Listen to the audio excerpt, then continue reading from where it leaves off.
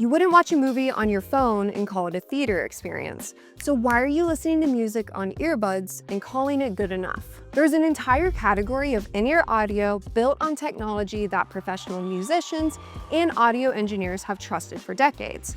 In-ear monitors. And that's why every serious musician on every major stage is wearing them. Not AirPods, not Beats, not Galaxy Buds, IEMs. And once you hear the difference, you'll wonder why nobody told you sooner. So whether you're just hearing about IEMs for the first time or you've been on the fence, this is your starting point. Everything you need to know in 10 minutes. So let's start with the basics. An in-ear monitor, or IEM, is a small, high-fidelity earphone that sits inside your ear canal, seals out outside noise, and delivers a clear, detailed listening experience. Now, IEMs are not earbuds. Both are earphones, so you'll hear the term used interchangeably all the time. But there's one key difference. Earbuds, they sit at the entrance of your ear canal, and they don't really seal anything out.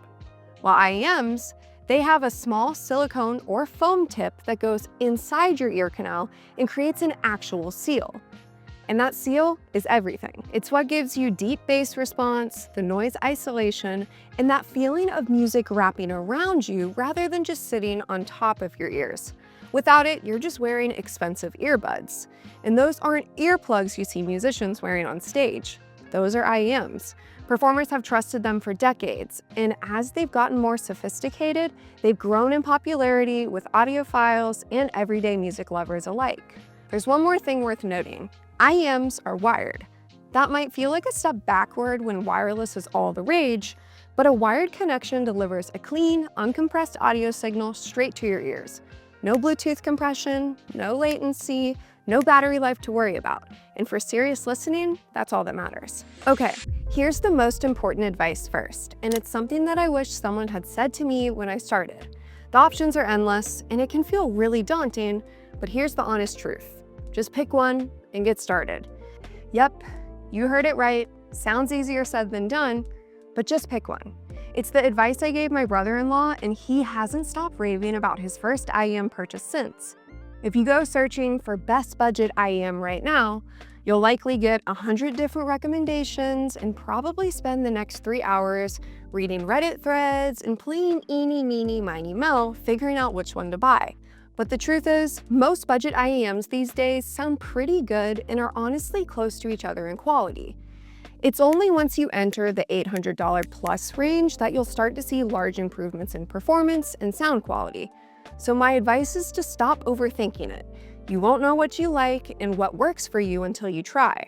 So are more expensive IEMs actually better? Honestly, not automatically. Most expensive doesn't always mean better. Diminishing returns kick in fast in this hobby. And the reason expensive IEMs exist is because once people realize how good music can sound, they start chasing very specific preferences. Now, most IEMs come in two fit types, universal and custom. Universal fit IEMs are by far the most common, and it's what I've got here with me today. They come with ear tips in a few sizes, and they're designed to fit a wide range of ear canals. Most people find a comfortable fit without any issues. Custom IEMs are a whole different thing. They're molded specifically for your ears and only yours using an impression taken by an audiologist. The result is a perfect fit, the best possible seal, and maximum isolation. They're ideal for performing on stage or any situation where you absolutely cannot have them slipping out mid-activity. The trade-off here, though, they're more expensive and they take longer to arrive. So unless you have specific comfort issues, start with universal. They're resellable, immediately available, and you'll learn more about your preferences before committing to a custom pair. When it comes to IEM fit, this is the most common reason beginners think their IEMs sound bad. And 9 times out of 10, it's not the IEM, it's the fit. Without a proper seal, you'll get lower volume, weak bass response, and almost no noise isolation.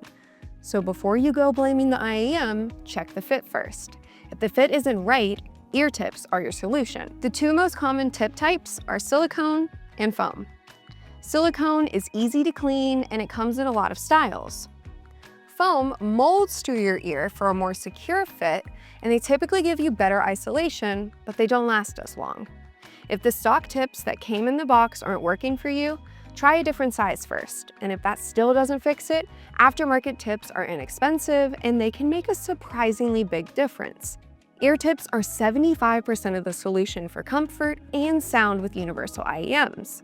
And a quick way to check if you have a proper seal, play something with bass. If it sounds thin and you can hear a lot of your surroundings, then the seal likely isn't there. Try a different tip size, maybe a different tip style, and reseal. It should feel like your ears are equally plugged on both sides.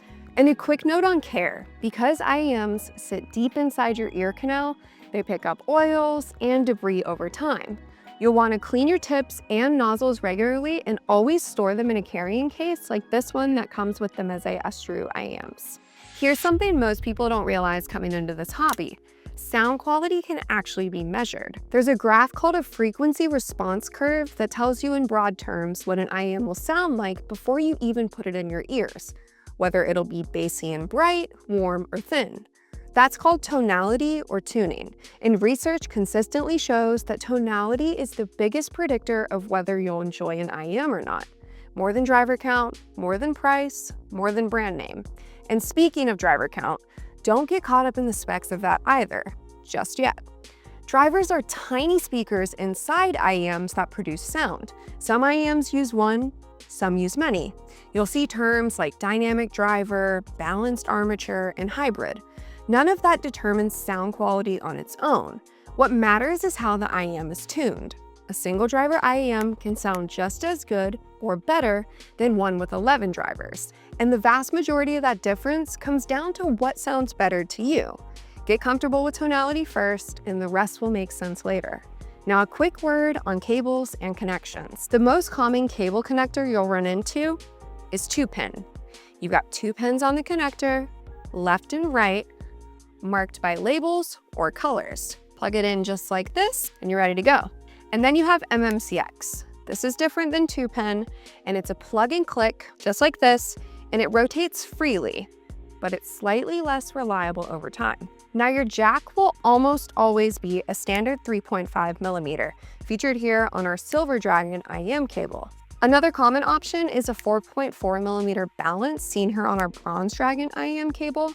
But if your IEMs only come with 3.5mm and you need 4.4mm, we make custom IEM cables, so just reach out to us and we'll get you the proper jack. And if you're having trouble with that MMCX connector, we make a handy dandy MMCX removal tool where you just pull it on and click it right off. It's that simple.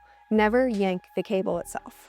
Last thing, and something most people overlook, your IEMs are only as good as what's feeding them. My phone doesn't have a built-in headphone jack, but maybe your phone or your computer does, so technically you could get started without needing anything extra. But here's my honest take. Just because it can drive your IEMs doesn't mean it should. Audiophile grade IEMs deserve a high-quality DAC and headphone amplifier to drive them efficiently. A small, inexpensive, external DAC amp combo will fix common issues like background hiss, output impedance problems, and weak volume with those harder-to-drive IEMs. As your IEMs get more demanding, your source gear will need to keep up. But at the beginner level, a high-quality USB dongle is all you really need. And that's genuinely everything you need to get started. Pick something affordable, get the fit right, and just start listening. It's not much more complicated than that. And as for everything else, EQ, DACs, amps, customs, frequency graphs, all of it will start to make sense once you have real experience to anchor it to. And if you need help deciding which IEMs to buy, whether to go universal or custom, drop us a line at moon-audio.com. We're always here to help. Now, if you want to go deeper, we've got videos on all of it, like this one right here. We walk you through the best-selling IEMs of the year from our favorite hi-fi brands. That video's right here. Check it out. Keep going on your IEM journey and go enjoy some music.